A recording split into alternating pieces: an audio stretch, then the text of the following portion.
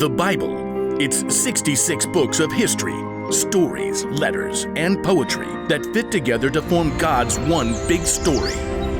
The epic adventure of how He created us and loves us so much that He made a way to rescue us.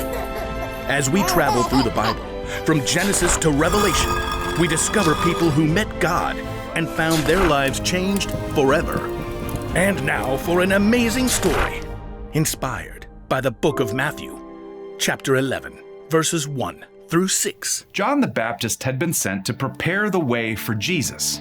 I'm just a messenger, but someone is standing among you whom you do not know. I'm not good enough to untie his sandals. Then Jesus came to John and asked to be baptized. Let it be this way for now. It is right for us to do this. It carries out God's holy plan.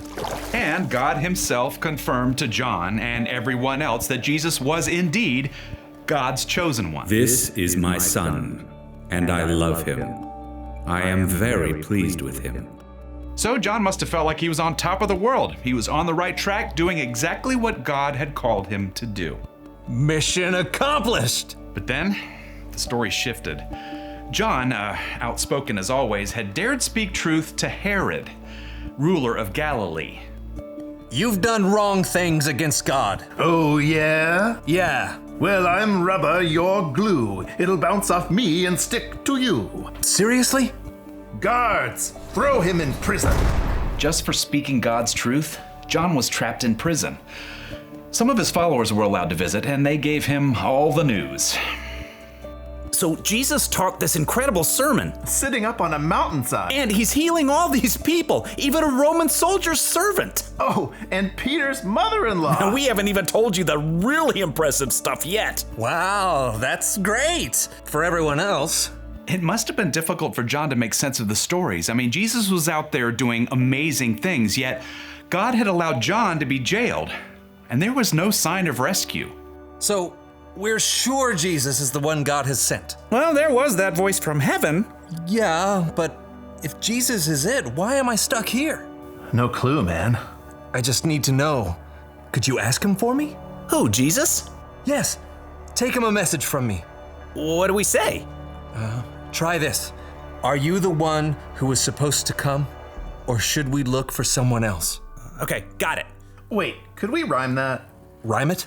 I remember stuff better when it rhymes. You know, like, are you the one who is to come, or should we look for another one? That's not actually a rhyme. You know what? I got this. John's followers left the prison cell and hurried along the dusty roads of Galilee to find Jesus. Oh, check out that crowd. Where's Jesus? Oh, I can see! There's...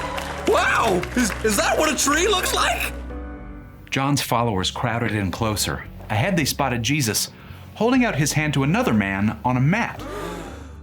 I'm standing! I'm walking! At last, John's disciples reached Jesus. Your cousin John sent us to ask you something. Let me think.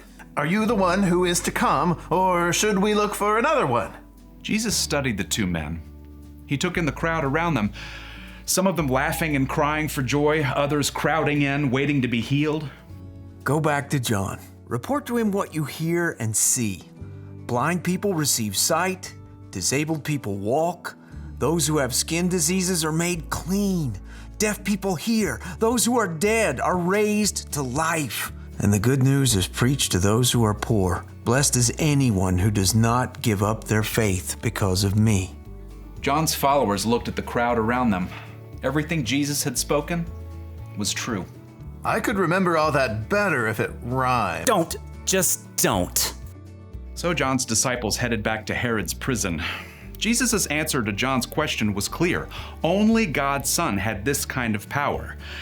And God still cared about and loved John, even though he was still stuck in prison.